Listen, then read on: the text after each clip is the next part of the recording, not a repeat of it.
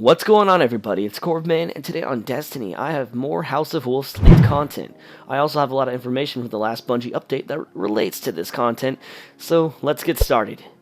First off, I would like to give a shout out to Mega Man EXE4 for leaking all this content. It's amazing. I love you. But first off, this is the first image. It's a Destiny emblem on the Reef, and when you click on it, it brings us to this place called the Reef Social Space.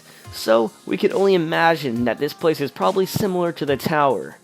I'm not sure what may be different, but I'm sure it'll hold stuff like a vault, maybe some mini games or something to entertain yourself, or, ways to socialize and meet new people on Destiny, so you can go play Nightfalls and, raids and stuff, since there isn't matchmaking for it. If it has stuff like a vault, you may be asking, well, we have to fly back and forth between vaults to access, our weapons and armor. That's going to take a lot of time. Loading zones and loading times are pretty slow.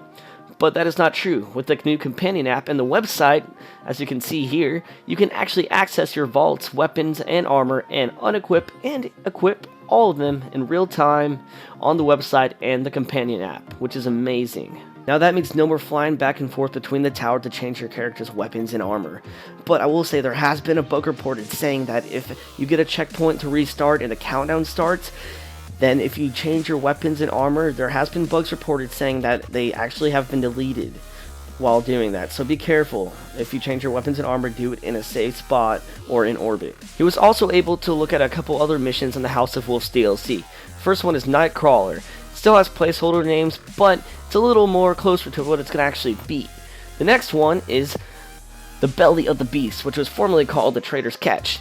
It's still pretty much the same mission, where you go upon the Trader's Catch and you fight the two big-ass walkers inside, but it's still pretty interesting that we were able to see a little more about these missions before they come out. The next thing he was able to see is Bungie is about to release Inferno game modes for Crucible soon. On the latest Bungie update, they had an interview about the new Inferno playlist. It goes like this: Inferno and Bound. If the Crucible is no place for mercy, it's also no place for complacency. We have a team of designers who love to keep you fighting for honor, glory, and the chance for some loot. One of them is Leif Johansson. As a senior designer, he is one player on a team that is always striving to give you new ways to clash with other Guardians for control of the battle. He's here to tell us about the newest creation, Inferno playlist. Leaf says, Inferno is a game mode coming to the Crucible on March 3rd. We're starting with Inferno Control, a PvP experience that's more about basic gunplay and achieving more with less. PvP modes should give you the opportunity to flex new gameplay muscles you didn't know you had. What's the most important change you're making? Leaf says, we're removing the tracker that warns you of nearby opponents. We're hoping this change will provoke players to rely even more on certain skills like map knowledge, teamwork, good positioning, successfully flanking opponents, using jumps to set up ambushes, catching audio cues like footsteps, and using friendly nameplate UI as clues toward enemy position.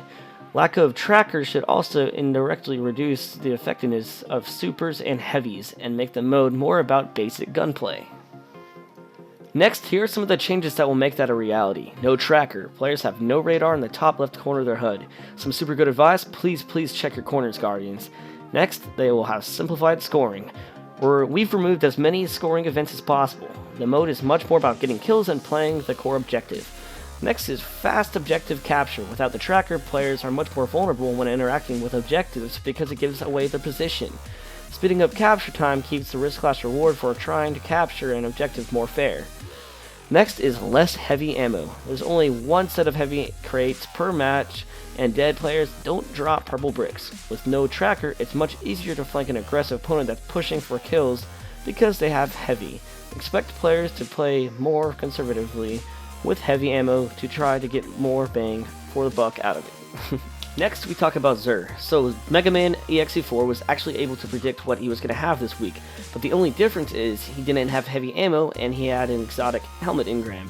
So the thing is, he was supposed to have this, but within the last update, they changed a couple things.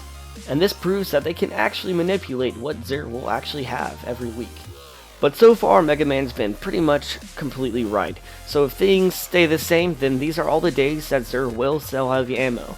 And, just in case you are curious, next week's weekly Nightfall and weekly Heroic is indeed Cephix Prime. I'm Corbman. If you enjoyed this video, please like it. If you haven't already, please subscribe. And I'll see y'all next time. Peace out.